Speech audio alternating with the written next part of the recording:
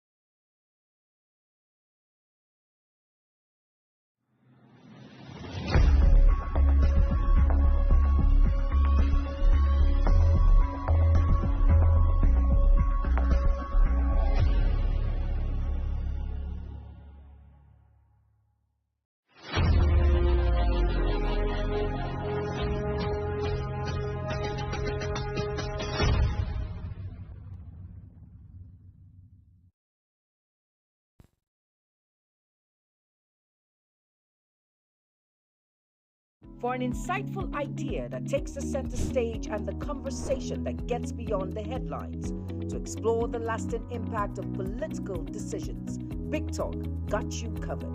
From policy debates to geopolitical insights, from thought-provoking discussions to actionable insight. What is the real responsibility of government? Big Talk delves deep into the heart of the matter. Join us weekdays on global televisions from 6:30 p.m. for a reverting journey into the heart of politics, where we dissect issues shaping our society. With every government and introduction of new policies, businesses of all kinds and sizes seize the opportunity to evolve and redefine themselves. Business Point on global television is where we follow the money and put the facts and figures right in front of you. Watch Business Point every Monday through Friday at 11 a.m. as Kikelamo Okeri tracks all the latest developments across critical sectors. Business Point. This is business. In an ever-busy world, the increasing challenge of keeping track of health matters can be extremely demanding. Follow the latest health tips and trends on Health Guide on Global Television on Tuesday at 3 p.m. Health Guide on Global Television. Put your health first. Are you a food lover? Do you care about your health and nutrition? Are you interested in exploring the diverse culinary traditions from around the world? Then look no further. Introducing Lunch Global on Global Television, a show that takes you on a delicious journey through the world of food, nutrition, and diet. So, whether you're a seasoned foodie, a health enthusiast, or simply curious about the world of food, Lunch Global has something for everyone.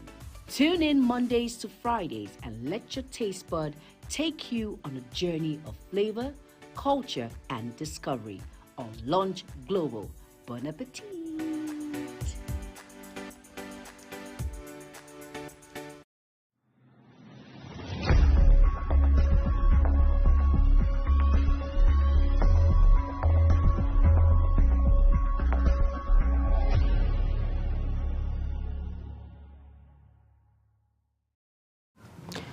Many thanks for staying with us. We do sincerely apologize for that break-in transmission. On the Global TV News Express, President Tinubu says new national minimum wage ready, awaiting legislative action. World largest canvas painting portrait of Tinubu unveiled.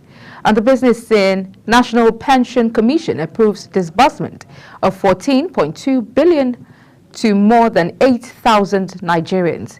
In sports, Raw looks to repeat World Cup appearance with Benin. Hello and welcome to all our viewers in Nigeria and around the world to News Express on Global Television. Coming to you live from the nation's capital, Abuja, I am Queen Agaba. President Bola Tinubu has revealed that a consensus has been reached on the long-debated new minimum wage between the federal government and organized labor. In his national broadcast to mark the 2024 Democracy Day in Abuja, Tinubu revealed that an executive bill will soon be sent to the National Assembly to formalize the minimum wage agreement. He stated that both federal government and labor have negotiated in good faith a new national minimum wage, adding that his administration chose a democratic approach over dictatorship in addressing the demands of labor. In a related development, President Bola Tinubu has paid a glowing tribute to some media organizations for their fight and doggedness for a return to democracy during the military regime. In his Democracy Day speech, Tinubu also commended some Nigerian journalists alongside some pro-democracy activists who mounted barricades to protest against the military. The president also paid tribute to some leaders and activists who fought against the military and for the return of democracy. The National True has unveiled a large picture portrait of President Bola Tinubu. The portrait was unveiled today at the Eagle Square during the 2024 Democracy Day celebration parade. It was announced at the 2024 Democracy Day event that the project was initiated by the Artifact Gallery, Best Theatre Company, and the National Council for Arts and Culture. The portrait of the president is said to be the world's largest painting portrait on canvas. Democracy is described as the government of the people, by the people, and for the people. But how do Nigerians perceive this concept? How do they experience democracy in their daily lives? And what are their hopes and challenges? In commemoration of this year's Democracy Day, Global Television took to the streets to gather a wide range of perspective on the state of democracy in Nigeria. Democracy is often described as the government of the people, by the people, and for the people. But how do Nigerians perceive this concept? How do they experience democracy in their daily lives? And what are their challenges and hopes? In a country as diverse and vibrant as Nigeria, with over 200 million people and more than 250 ethnic groups, democracy means different things to different people. For some, it represents the freedom to choose their leaders and the promise of a better future. For others, it highlights the need for accountability, transparency, and true representation. For me, democracy, government of the people, by the people, and for the people. So it's a form of government that everybody is involved in decision-making process, and things are done.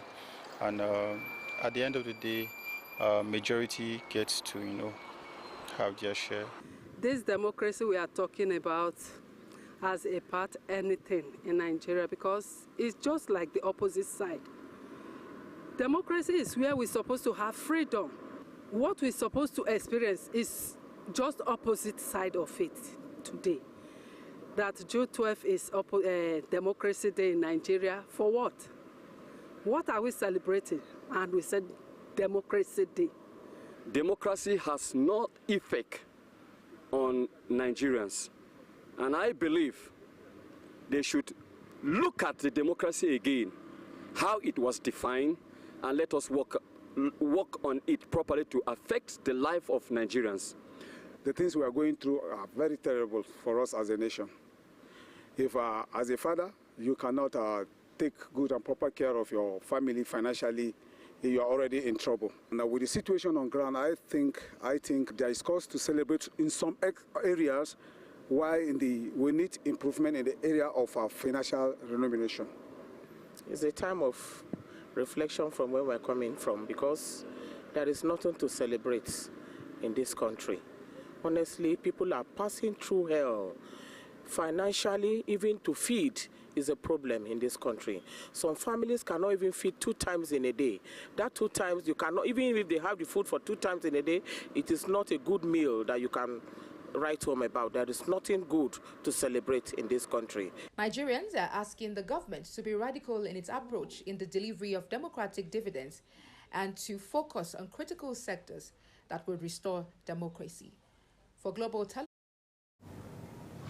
the Speaker of the House of Representatives, Tajuddin Abbas, has congratulated Nigerians on the occasion of the 25th anniversary of unbroken democratic governance, assuring them that more dividends of democracy would come their way soon. In a statement signed by the Speaker's Special Advisor, Media and Publicity, Musa Krishi, Abbas noted that dividends of democracy are bound to reach more Nigerians.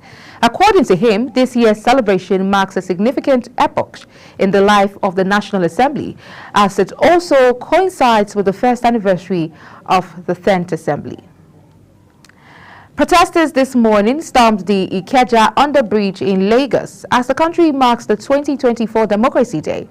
There is, however, a heavy security presence as policemen and officials of the Lagos Neighborhood Safety Corps are sighted at the venue. The protesters, in their number, chanted solidarity songs as they wielded placards and banners. Vice President Kashim Shettima has appealed to resident doctors to stay and join hands with President Bola Tinubu's administration in the ongoing efforts to salvage the nation, particularly the health sector. The spokesperson of the Vice President, Stanley Kwocha, in a statement, said Shettima made the appeal when he granted audience to the National Executive Council of the Nigerian Medical Association, NMA. The association, led by its newly elected president, Professor Bala Audu, paid him a courtesy visit at the presidential villa. The vice president also implored the doctors to resist the temptation of absconding without flashing a ray of hope.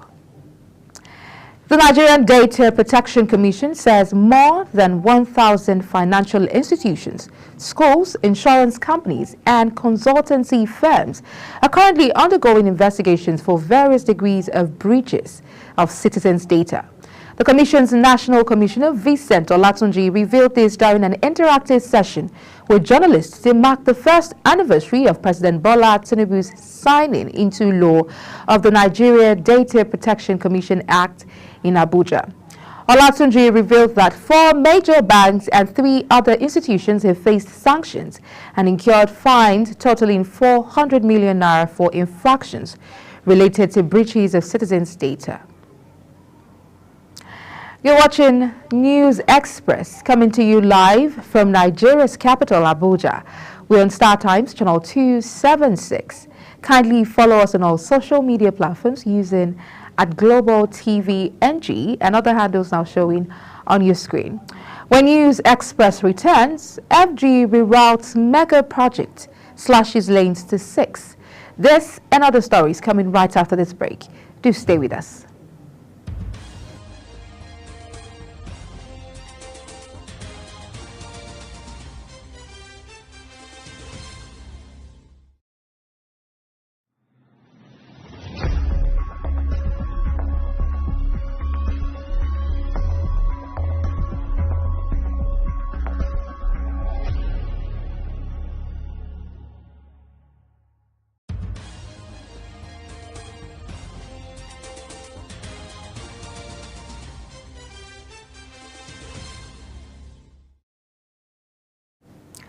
Many thanks for staying with us. Now, if you've just joined us, this is Global Television bringing you live broadcast of the News Express.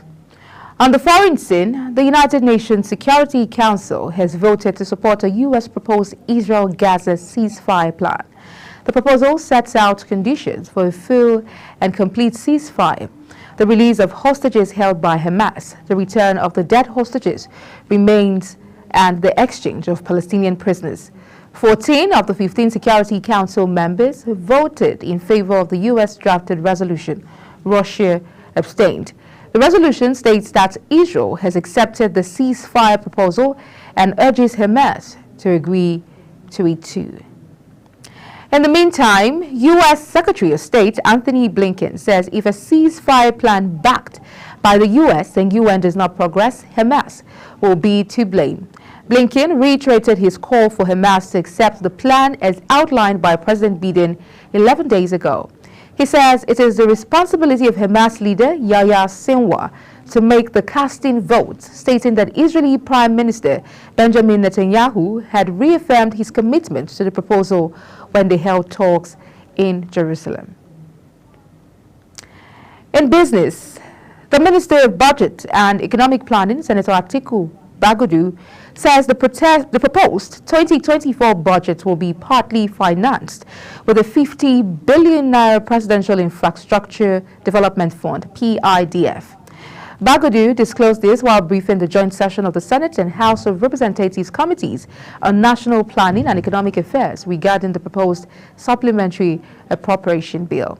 He, however, noted that the 50 billion naira was insufficient to fund the renewed Hope transformational project, prompting the federal government to seek a $2.5 billion loan from the World Bank.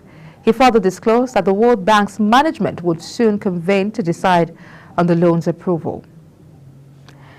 The National Pension Commission, PENCOM, has approved the disbursement of 14.2 billion naira to 8,651 Nigerians who experienced temporary job loss in the first quarter of 2024.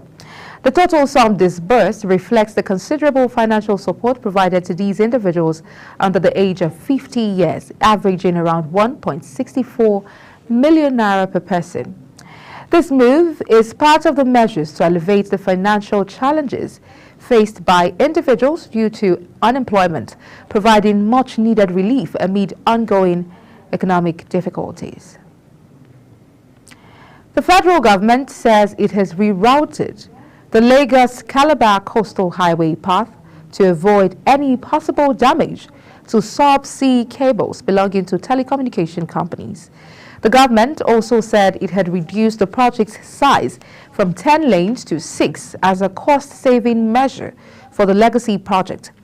The Minister of Works, David Umahi, who made the announcement at a meeting with contractors in Abuja, also said the government had disbursed a total sum of 10 billion naira as compensation to property owners affected by the demolition necessary for the construction of the 700-kilometer Lagos-Calabar Coastal Highway.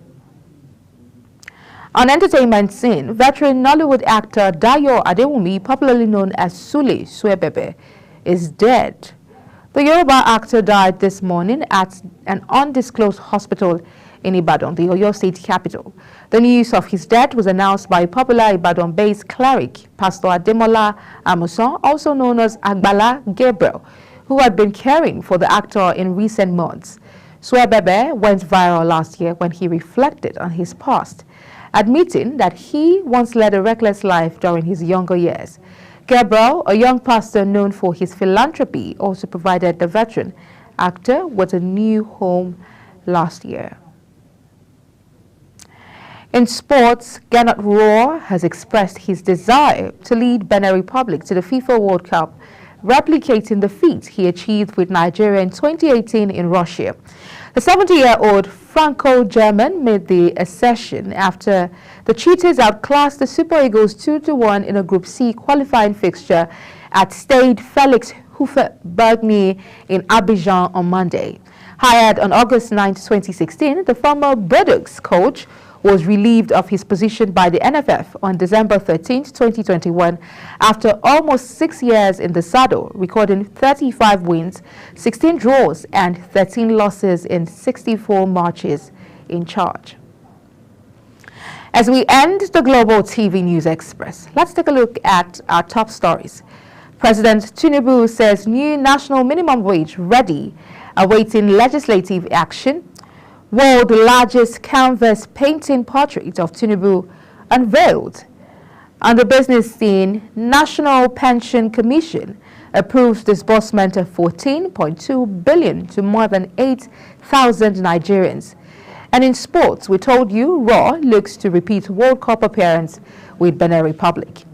That's it on the News Express, and it came to you live from Nigeria's capital, Abuja. We're on Star Times channel 276. Kindly follow us across all social media platforms using @Global TV NG and other handles now showing on your screen. I'm Queen Agaba. Thank you for watching. See you again.